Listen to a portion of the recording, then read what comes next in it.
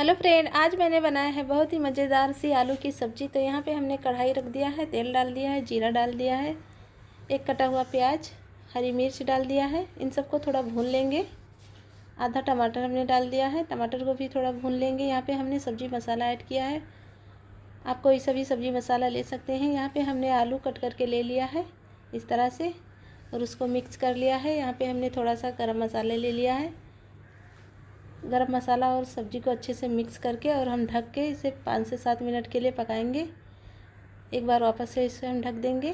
तो ये लीजिए, सब्ज़ी है जो बन करके तैयार हो चुकी है और ये बहुत ही बेहतरीन सब्ज़ी हमारी बनी है।